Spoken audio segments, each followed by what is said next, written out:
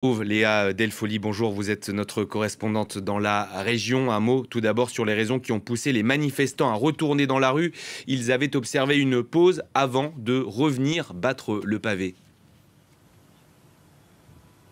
Exactement, le retour des manifestants, ils l'avaient promis, ils l'avaient dit. Ils avaient dit ça prendra le temps que ça prendra, mais nous retournerons dans les rues de Dhaka. Alors après 11 jours de calme, de couvre-feu, ils sont retournés dans la rue hier matin. Et ils ont demandé au peuple, au Bangladesh, de se désolidariser du gouvernement, de la première ministre de Sheikh Hasina. Ils leur ont demandé plusieurs choses, de se solidariser de leur mouvement. Ils ont demandé au peuple de ne plus payer d'impôts, de ne plus payer les factures d'eau, d'électricité, des services publics au Bangladesh. Et ils ont surtout demandé au peuple de ne pas aller au travail hier dimanche matin, le premier jour de la semaine au Bangladesh. Et c'est ce qui a tout déclenché dans le pays. Alors des hôpitaux ont été brûlés, des voitures ont été brûlées et la police a répondu par la force. Elle a tiré à balles réelles, elle a usé de gaz lacrymogène. Et pour la juste journée d'hier, il y a eu 100 morts au Bangladesh. Ça a été l'une des journées les plus violentes dans le pays. Alors les manifestations, elles avaient commencé en juillet dernier lorsque des étudiants avaient demandé la réduction des quotas, la suppression des quotas qui permettait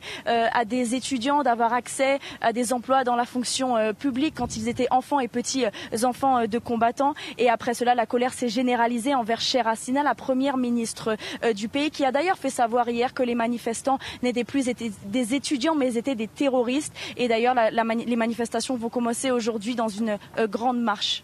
On l'a compris, donc la colère des manifestants se concentre autour de la personne de la première ministre, Sheikh Hasina, qui dirige le pays d'une main de fer. On l'a appris ce matin, Léa, selon l'un de ses conseillers, sa démission est désormais, je cite, une possibilité.